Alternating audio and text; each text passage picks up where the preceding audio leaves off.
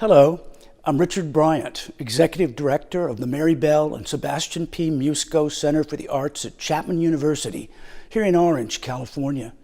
It's my pleasure to welcome you to At the Musco, a free interactive online series that showcases the best in performance, production, and arts education here at Chapman in a celebration of what we call the art of community. Dancing is for everyone. However, we don't often see all kinds of bodies represented in contemporary dance. Tonight's guest, Marc Brew, is the artistic director of Axis Dance Company, a physically integrated dance company that includes both disabled and non-disabled individuals. Axis Dance is at the forefront of the physically integrated dance movement, and we're excited to learn more about how they are combining cutting-edge artistry and educational outreach to make art more accessible to everyone. As always, we encourage you to ask questions and start conversations in the live chat to the right of your screen. And now, here's our host, Musco Center's Napoleon Gladney. Good evening and welcome to our Ever a Dancer online series in partnership with the Department of Dance at the College of Performing Arts at Chapman University. This is an At the Musco online event putting dance at the center of the conversation. I'm Napoleon, your host this evening. If this is your first time joining us, welcome. Please take a moment to like, follow, and subscribe to Musco Center on Facebook, Instagram, and YouTube. You can also join our email list for updates on new happenings and online events just like this one at muscocenter.org. We have already received some great questions from our viewers, which we'll be incorporating into tonight's conversation. I am so excited to welcome Marc Brew, Artistic Director and Choreographer of Axis Dance Company. Thank you so much for being here, Marc. Oh, Napoleon, it's a total honor. Thank you so much for the invitation. Yes. Let's get things started. I wanted to check in with you. Tell us where you're joining us from and how you're doing tonight. Yeah, today I'm joining you from Scotland in Glasgow in the UK, and I'm doing good. The sun's out today, so that's been lovely to re-energize with some sunshine. So I hope you're all doing well wherever you are today or tonight. Yes, I'm in Southern California. Can't complain. You know, the weather is in the lower 60s, so it's so cold. Yes. Now let's get things started with our questions, and let's start with a little bit of background. Marc, can you tell us more about your dance journey from the beginning and how you transitioned into pursuing a career in the field? Definitely. You can probably tell from my accent that I'm not American and I'm not Scottish. I'm actually originally from Australia, which is where I was born and where I grew up. So all my education was in Australia. I grew up in a very small rural village called Jerilderie in New South Wales, a population of 900 people. So I was very much the only boy in the village who danced. And I started from the age of 7 to sort of dance in the backyard. I used to have friends and try to create dances on them. And we had a dance teacher who traveled around to the rural villages on different days. And on a Friday, we got to have dance in our local village. So that's sort of how I got to start. And then that teacher somehow recognized talent at my young age. And also I used to do a lot of gymnastics at school as well. So I had 2 teachers who were really wonderful in sort of nurturing that ability from a young age. And they recommended to my mother, because I grew up with just a single parent, that I should go away to an art school to study dance. So at the age of 11, I moved to boarding school in Melbourne in Victoria to study at the Victorian College of the Arts Secondary School. I grew up in the 80s, so I used to say it was like FAME, and I always wanted to go to FAME school. So it was the Australian version, I guess, of FAME, which I loved. So I did half the day academic and then dance studies. We were, mixed with the musicians and actors, and it was a really wonderful place to grow up as an artist. And finally, I wasn't the only boy, dancing, so I had other people, other peers, and we grew up together, which is really wonderful. And then I went on to further my training at the Australian Ballet School. So I went to focus more on classical ballet. And then from there, I danced with the Australian Ballet Company. And then I moved to South Africa to dance with Pact Ballet, which is the national ballet company in South Africa. And it wasn't that I always wanted to be a ballet dancer. It was because I think I found it challenging for me and my body at the time. And I had a teacher that once said to me, "Oh, you'll never make it as a ballet dancer." And I'm like, I'm going to prove you wrong.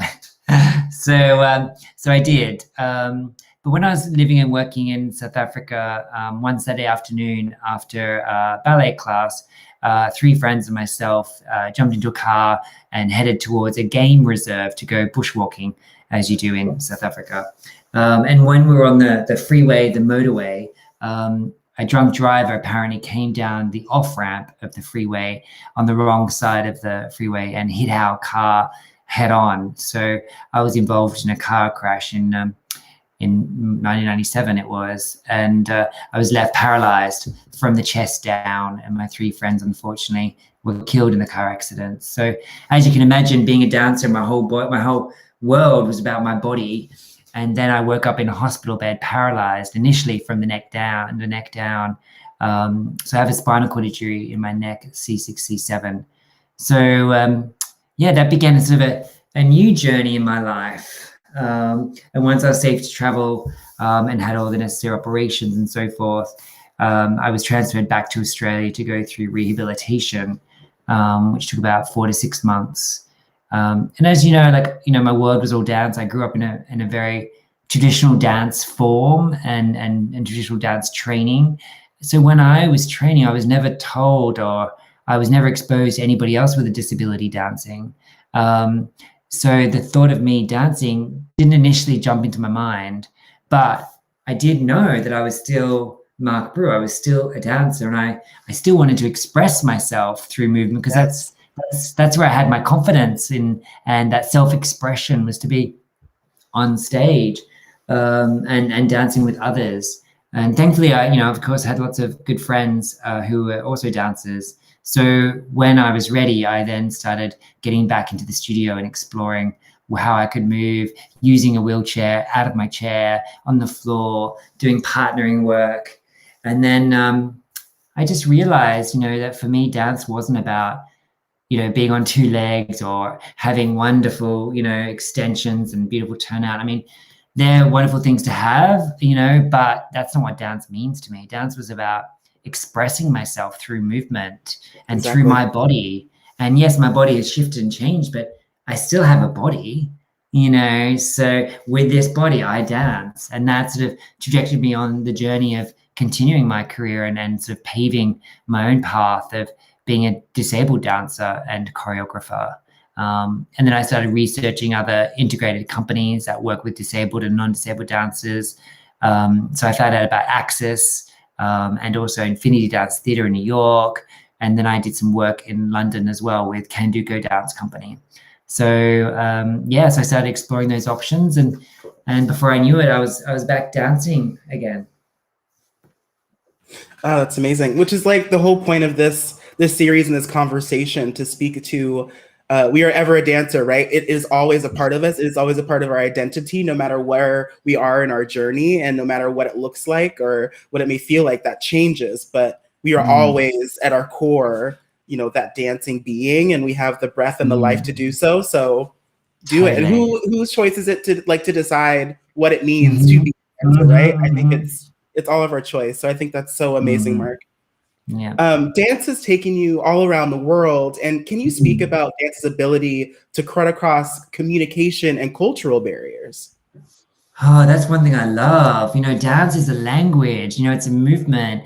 We're able to express ourselves without having to talk, and, I've worked in lots of countries, as you mentioned, around Asia and Europe, the US and Australia, New Zealand, and a lot of countries where language, initially was a barrier, when needing to explain. And so, often we would have interpreters, but I would then focus more on how do I physicalize and show and demonstrate. And there's nothing more I love is collaborating with different cultures, different backgrounds, different languages, and finding that common ground, and that common ground is the dance floor, is us being there in that space together to build community with each other, and through our differences there's this wonderful beauty and, smorgasbord of, opportunity for learning and exchanging, which is really, really exciting. So whenever there is the opportunity for an exchange or, to go to South Korea and work with an artist there or go to Poland, I'm jumping up and down like, yes, I want to get there. I just love that cultural exchange and sharing and learning. Isn't it so remarkable how dance can take you anywhere, literally? And it's like so miraculous to me, the lives that dancers have just being driven and guided by their art. It's such a beautiful thing. Definitely that drive. I mean, yeah, it's hard to explain, but there is that burning drive inside you as an artist where, my career and my art has always been, next to my family, of course, a priority for me. My work and my art, my family are really, really important. And I would go above and beyond anywhere in the world to be able to have those opportunities, which I did. 2 years after my accident, I was back traveling again, exploring and navigating the world in a completely different way, from being standing up to now using a wheelchair. And the way that people then perceived me was so different to the way it was 2 years before that. But I just love the opportunity of new experiences. And, as a choreographer, my sort of motto is to challenge and be challenged. And for me, this was like a new challenge to navigate. But I was excited by where it would take me. And I've never been, one side of me is always like, where am I going to lay down my roots? Like, where do I belong? But I belong to art. I belong to where that takes me. I belong to the world of experience. So I just go where I'm drawn to and where opportunity is. Oh, that's amazing. And speaking of opportunity, can you give us a little bit of your history with Axis and how you became artistic director? Definitely. When I first started doing research back in Australia after my accident, Axis Dance Company was, the internet was started by then. So I did find out about Axis Dance Company. But they never had like full-time contracts back then for dancers. And, often dance in America, a lot of dancers sort of pick-up dancers, as they call. So it was a different structure that I was used to, of sort of being in a full-time company. But I did reach out to Judith Smith, who is the founding director, and we had conversations, and there was interest about me joining. But I also had an opportunity to also work with Kanduko, which is the UK's leading physically integrated dance company, and primarily just because they had more support and a longer contract. I took up that opportunity where I danced with them for 5 years. But I'd always been in contact with Judith and kept that relationship going. And when I left Kanduko Dance Company, Judith commissioned me to make my first work for Axis Dance Company.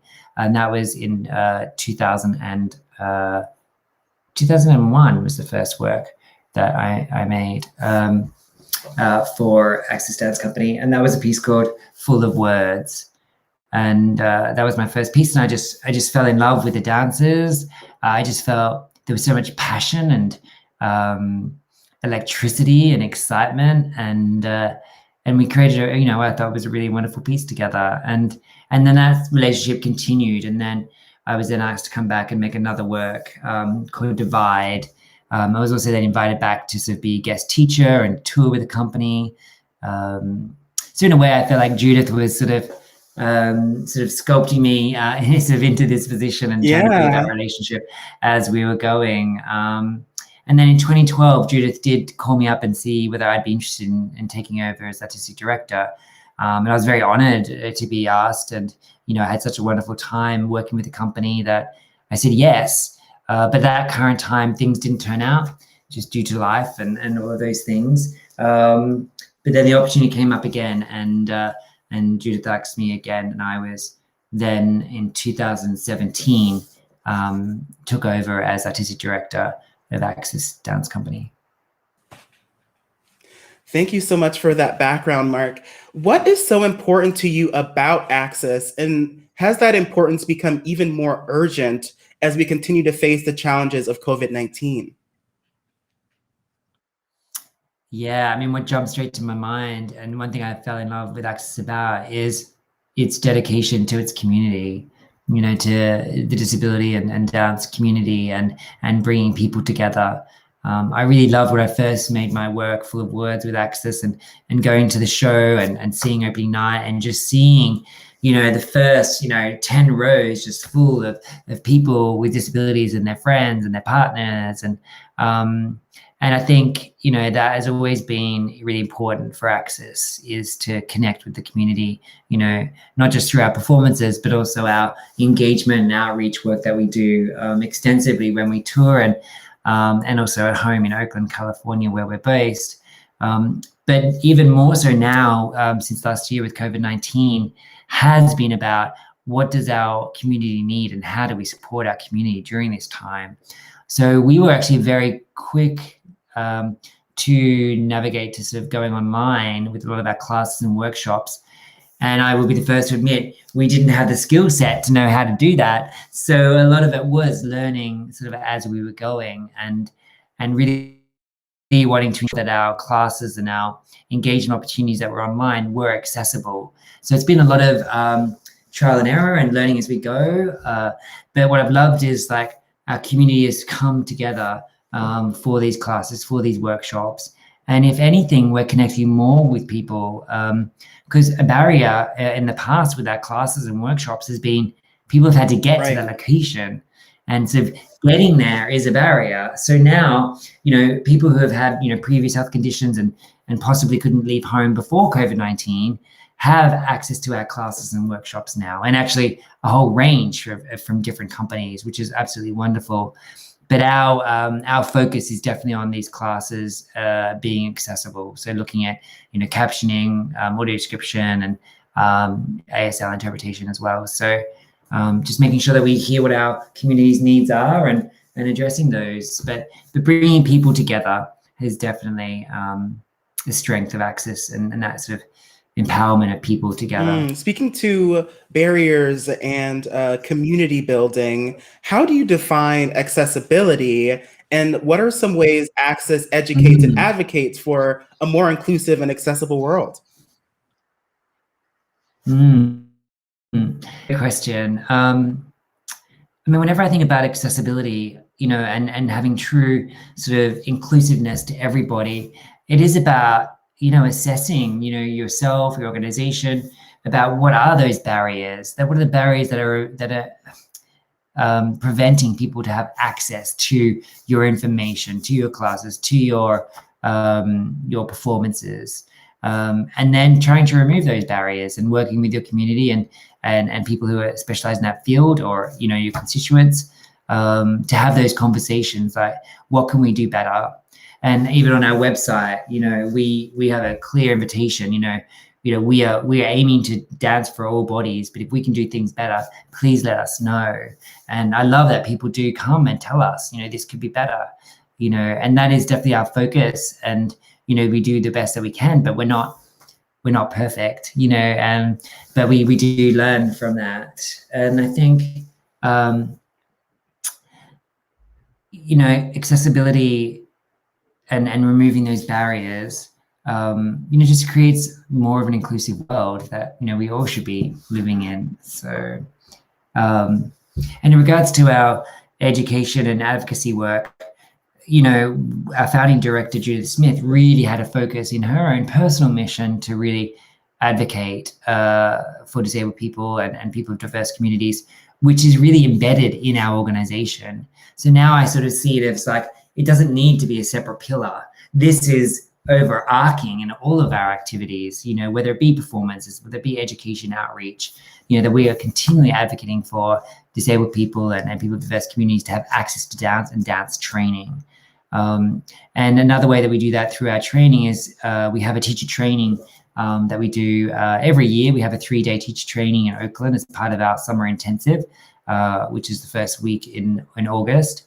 And then when we tour, we always have our teacher training as an outreach possibility for people. And sometimes we go to some venues and some universities, and they want to work with us to even like assess their venue and their spaces, and what the physical barriers are and how they can be removed or they can be better. So I think it's a constant work that we have to do within our community and embed that within the whole organization to advocate for people. That's so important. And I love what you spoke about, like the accountability loop and that feedback loop with the community, creating an opportunity to have that open dialogue and keep you honest and keep you accountable and hold you to your values for the community you wish to serve, which I think is such an amazing example for an organization, especially now. Yeah, definitely. And let's get to our final question. I'm so sad that our time together is coming to an end because this has been so phenomenal. Before we start the performance, could you tell us more about the program Access is sharing tonight? And what is one message that you want us to take away from experiencing this work? The work you're about to see is called Radical Impact, and it was my first work that I made as artistic director for the company, so in 2017. And I really, as the name suggests, I really wanted to do something radical and to really have an impact and say, times are changing. I was a new director after Judith Smith had been there for many, over 20 years. And I really wanted to showcase sort of the physicality and the connections and the partnering and the skill of our artists, and hopefully by having an impact that would then seep through our community as well, to sort of show what can be done and how we can work together. And radical impact is about the individuals as well. So each of my dancers are bringing who they are to the piece and to the work. And there's a lot of, strength and partnering, vulnerability as well in the work. And I think, sort of a takeaway is I want people to be moved. I want people to think about, what is radical inclusion and how can we create a world that is more inclusive, and thinking outside that square box and maybe being more radical to create change, and make sure that those invitations are there for people to feel welcome. That's my biggest takeaway. I love that phrase, radical inclusion. I love that. I'm going to use that. It's great. I love that. Thank you so much, Marc. Could you tell us more about where we can learn more about Access Dance Company and your programs? Definitely. Of course, we're on the web, accessdance.org. We do have a summer intensive coming up that is going to be virtual. It's in the first week of August, and applications are now open for that. So do check that out. And yeah, all of our handles are on the website as well. So we're on Instagram, Facebook, Twitter. So yeah, connect with us and join our mailing list as well through our website so you can stay connected. But thank you all for this opportunity, and I'm glad that we can bring our work to Chapman University and your community. And I look forward to moving forward and dancing with you all in the future. Absolutely. Thank you so much for being here with us, Marc, before the performance. Pleasure. Thank you so much. Thank you again to Marc Brew. Now I welcome Access Dance Company to our virtual stage.